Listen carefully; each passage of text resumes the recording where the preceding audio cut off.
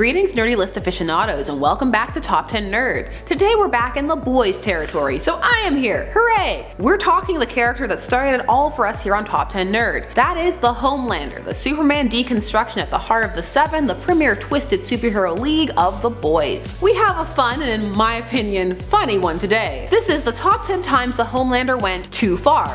So, all the time, every time, constantly. Going too far is his deal. Top 1 nerd. But we're gonna take a look at some of the more egregious instances. So of course get ready for spoilers, a mix from the comic and the TV show. And get ready for it to get a little adult, but let's say mature to sound classier, and let's do this. I'm Sasha, and let's dive into the Homelander going too far. Number 10, superiority complex. It's not that surprising, you can't spell superiority without super. In both comic and series, the Homelander views himself as above the rest of humanity, not just separate from, but better than. A belief that has been nurtured from many different angles. From the company and their handling of him, providing an environment in which he can do almost anything he wants, to his abilities that make him pretty much untouchable, to the adoration that people heap upon him, which is enough to go to a regular person's head, let alone someone who has abilities to back it up, well, kind of back it up. The Homelander appears a bit more effective in the TV series, but a lot of the incidents are staged, so take it with a grain of salt. There's a slightly cynical edge to the Homelander and how he accepts the praise heaped upon him. Like it's a bit of a joke, but also like he deserves it. Huge props to Anthony Starr for his portrayal. It's amazing and fleshes out the character far beyond the comic panels. Sometimes you just get a perfect match of actor and character.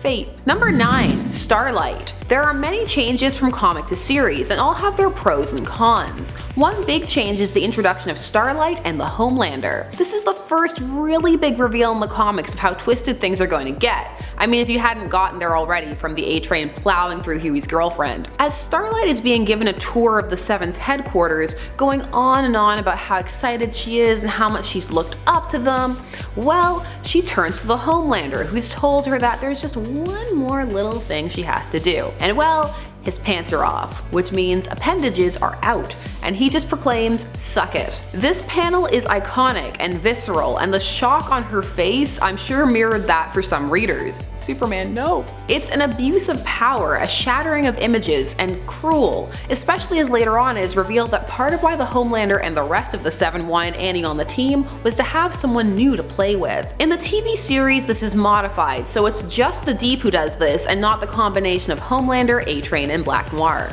Number 8, the blackmail. Throughout the comics it is revealed that the Homelander's mental state is less than stable and that it has been deteriorating. At the center of this are horrifying images he has been receiving of himself committing atrocities, murders, rapes, cannibalism, just all the awful things. Homelander is horrified by all of this, especially as he remembers none of it. It turns out there's a reason for this revealed in the climactic events at the series' conclusion. However, it is these images which the Homelander embraces as true, for how could they not be, that send him on the path to becoming a true monster, a crueler, actually sadistic person, rather than an irreverent hedonist. Low, cause well the images are a stroke of genius and manipulation, but still, you don't have to go full evil. You should always fight the urge to kill uncontrollably, or eat people. Number 7, Queen Maeve. The relationship between Queen Maeve and Homelander hasn't been fully explored on the TV series, but already seems far more nuanced than the cruel frat boy antics that went down in the comics. The Homelander and Queen Maeve were briefly an item in the comics. However, that changes when Homelander grows amused by the fact that Maeve is actually in love with him, and decides to play a prank on her. The prank involves encouraging her to wear a blindfold, so he can get someone else, Black Noir, an ironic choice, to have sex with her, which is then photographed, and he would share the pictures around and ridicule her for not only being upset, but for being in love with him. In the comics, he would ultimately also end up killing her after she had a change of heart and attempted to fight him, after she had also betrayed them to the boys, it's a whole thing,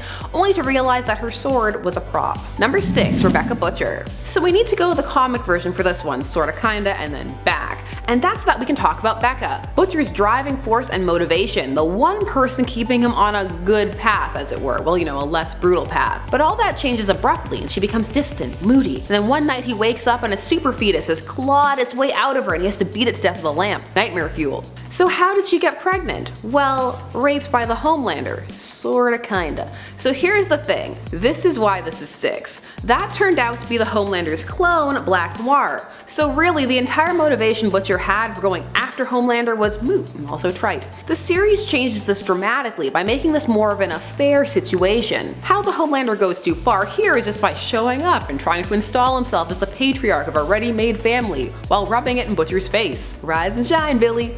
Love it. Number 5, the coup. In the comics, after the Homelander fully chafes under the yokes of his corporate overlords and his daddy complex gets out of control, he decides that really superheroes could be running the world. There's no reason why not. So he organizes a whole uprising of supes. He kills the president. It's all very dramatic. He goes full Macbeth. Alas, poor Yorick, I knew him well. The big showdown between Butcher, Homelander, and well later Black Noir actually happens in the Oval Office. It's all quite dramatic and bloody. Blood absolutely everywhere. But that's par for the course with the boys and post-snap Homelander. I can't say post-snap anymore because Thanos ruined it. He ruined everything. Number 4, mommy complex. I was trying not to put this on here because there's no kink shame in my game. No kink shaming. However, this was a lot for some people. The Homelander's breast fetish, which is more specifically linked to a milking and nurture fetish, which can manifest also as a suckling kink, was a lot for some people. Too much. And it definitely, well, it added layers to the Homelander. This mommy complex made him more nuanced. It's a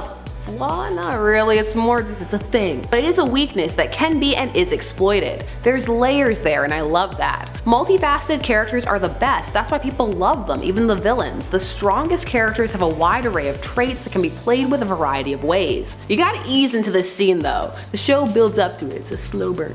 Number 3, Teddy Stillwell. So Homelander is jealous of a baby. It's a thing and it's super funny until it isn't. Teddy is the son of Madeline Stillwell, head of Vought, and well, Homelander does not take kindly to having a rival for her attention. He even accuses her of using the baby as an accessory, which ouch, that line by itself too far. But also, bringing Teddy down so he can be there while Homelander murders his mom, well that's also way too far. What happened to Teddy? I have questions. He saved Billy, I hope he saved the baby. He can add it to his pre-built family. Ooh, and Billy can be there too. I'm so here for this horrifying AU. Send help, but don't send the Homelander. Daddy or Zaddy as some think he is. Yeah, 3 times, but he'll melt your head. Number 2, super terrorists. One of the big conflicts of the TV series was Vought megacorporation trying to get their superheroes into the military, an encroachment on government territory, and a step on the road to corptocracy and rollerball. Well, here Homelander took some initiative, which is very discouraged for him by the company, but he goes ahead and secretly creates super terrorists. So he has someone to go fight, and hence a reason for them to be there. This is to impress Stillwell and get some mommy love. Creating international incidents? Too far. And it shows he's not stupid, which he isn't, which is terrifying. Superman's not stupid either. Stop saying he is. Number 1, the airplane. This is a central event in both the comic and the TV series. In the comic, it is localized around 9/11, but in the show it's a more standard hijacking, but in both versions it is botched by the hero's ineptitude, particularly the Homelander. In the comics it's incompetence and a kind of fear, but in the show it's coupled with a disconnect, a lack of caring and a desire to save face, plus the cold calculating eye that allows him to see how he can spin it to the company's advantage. The scene of them leaving the child on the plane to die is devastating. Coupled with him shedding manly tears on the news to encourage the people to let supes into the military, it's chilling. Homelander's the MVP. Have you read or watched The Boys? How do you feel about the Homelander? Do you think there are times he went further? Let me know down below. Thanks so much for watching Top 10 Nerd. Don't forget to like, share, comment, and subscribe, and hit that bell notification so that you never miss a vid. I'm Sasha, and we'll see you again soon. Bye bye.